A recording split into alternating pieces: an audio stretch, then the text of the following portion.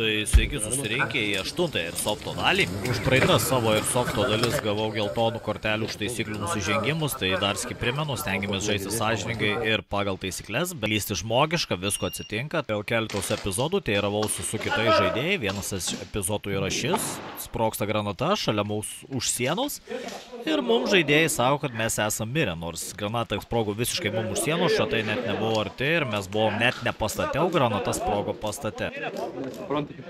Na, manau, tikrai sulauksim dar komentarų ir dramos dėl šitos vietos. Aš manau logiška, kad nemiršta žmonės, jeigu granatas sprogsta viduj, o mes esam lauke, bet žiūrim, kas vyksta toliau. Toliau veiksmas, mūsų susišaudimas ir mūsų puola priešininkai. Mane blokuoja kitas žaidėjas, jau miręs, negalėjau nušauti priešininko, tada nusprendžiau taktiškai atsitraukti, nes mano komandos narys vienas yra sužeistas, mačiau daugiau žaidėjų ir laukiau jų puolimo. Aš jį pabandysiu ir nesulaukus puolimo priešininkų, nusprendžiau, kad reikia kolegą pabandyti parsitempti atgal, tai pasimėm jį už parankės ir vedėm šlubuojantį gražiai pagal visas širdžiai taisyklės, prikėlėm savo komandos narį ir bandėm pušintis toliau į vidų. Pastatą įlindom, priešų jau buvo nematyti, buvo priešai atsitraukę, ieškojom jų su kitais komandos nariais ir tikrinom kiekvieną kambarį vieną paskui kitą. Na, kambarys ir teritorija išties labai įdomi, žemėlapis paliko gerą įspūdį. Buvo ir miško teritorija, ir didžiuliai pastatai, koridoriai, kambariai, porą kraupių vietelių, tai tikrai patiko ir paliko gerą įspūdį. Tai kalbant apie žaidimo mūsų eigą, tai mes turėjom surasti bombas ir jas saugoti nuo priešų, ne jas išminuot, bet jas saugoti.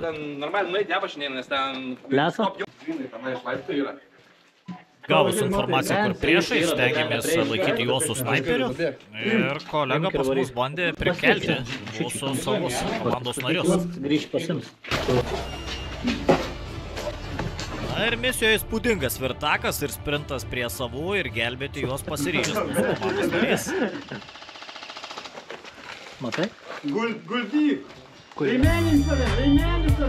ir misija įvykdyta. Tai mes užsėmėm poziciją su komandos nariu ir bandėm laikyti bombą, kurią radom, nežinom ką daryti, pasiklausim vado informacijos. Kurio čia? Ką žinau, čia priešingui pusė po praėjimo su vidiniu kiemeliu.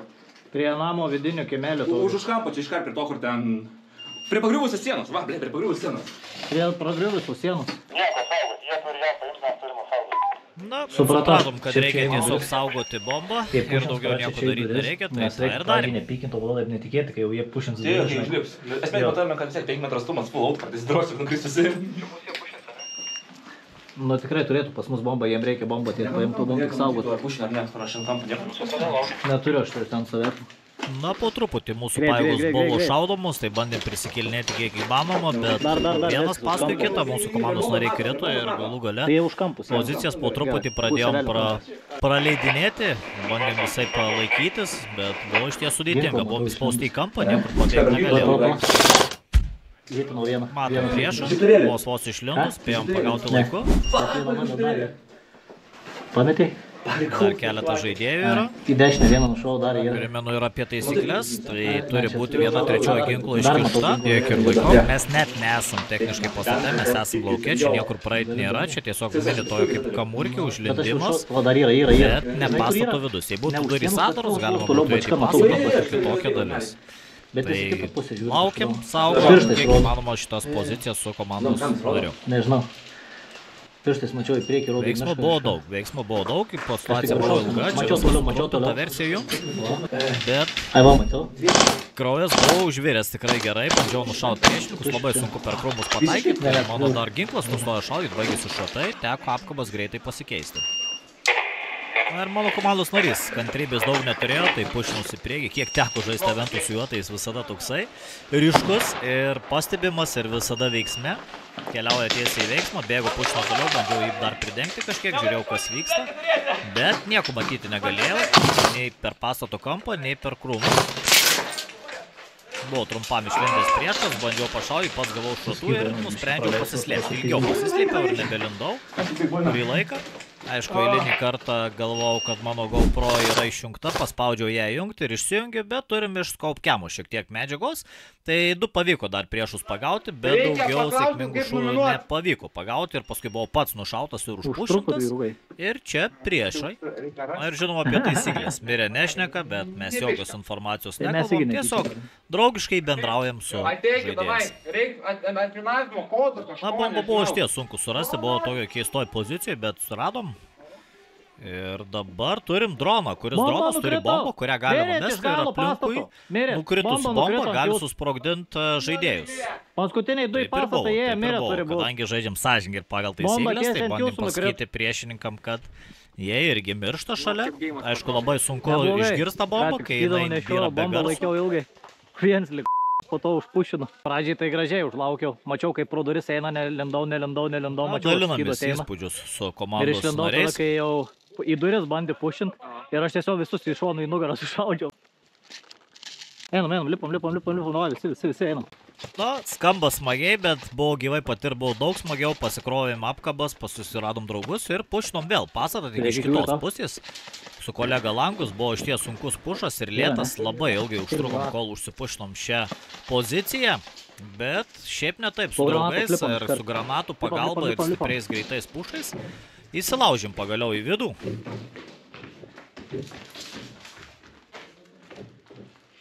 Pirmas kambarys buvo tuščias, priešininkai atsitraukė, mūsų kolega jau pušino nesustodamas, aš dar laukiau draugų.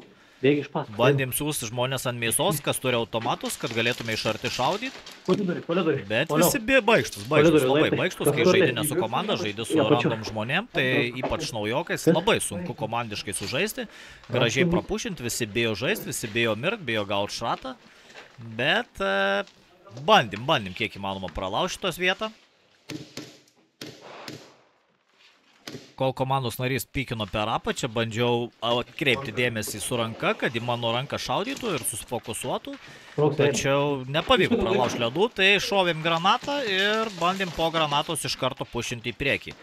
Susišaudimas, keletas šratų pro šalį, nieks nieko nenušovė ir bandėm toliau pušintis į priekį. Tačiau iš viršaus gavau šratų, net nepastebėjau, gavau į galvą, iš aukštai.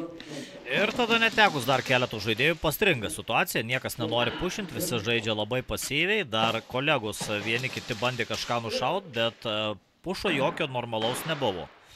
Vieną nušovė, vieną prikėlė, kažkas ten granatas mėto, po to išsiaiškinom, kad apačioje buvo dar mėlyni žaidėjai.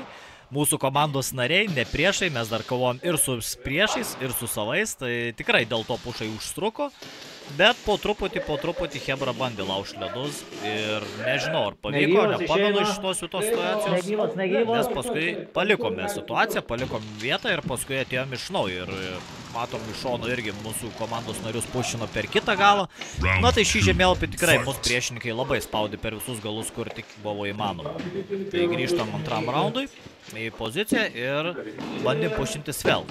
tą pačią vietą, tą patį pastatą, šį kartą jau su skydais patys.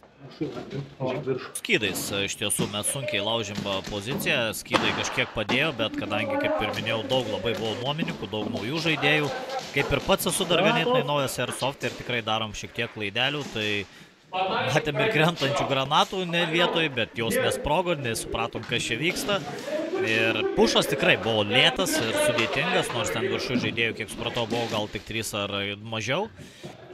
Ir situaciją matom užstringa dėl to, kad karts nuo karto išpykina žaidėjai ir turim daug nuomininkų su automatais, kurie turi išlaikyti atstumą ir niekas nenori eiti pirmas, niekas nenori bėgti ir visi bijo mirti ir tikrai trūko komandinio žaidimo ir norėjusi, kad žaidėjai žaistų labiau kartu, bet turim, ką turim. Vieną nušovėm žaidėją, šiaip netaip pavyko jį pagaut. Single fire, 5 metrai. Ir kaip girdit, žaidėjams stengiuosi irgi priminti apie taisyklės, kad naudojam pastate tik single fire ir stengiamės išlaikyti 5 metrų atstumą su automatais. Pykinam virš.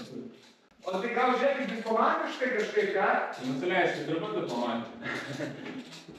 Leimenės dedatės ir diplomatiškai lipat. Dėkit man diplomatiškai, galvojate, viršiai jūs tada esate. Mūsų daugiau. Na, diplomatiškai nesusitarėm, skydai jau užsėmė poziciją, pušinomės gilyn į priekį ir po truputį spaudėm žaidėjus, vieną paskui kitą, pamatėm priešininką, vis dar su tais pačiais kovojom priešininkais.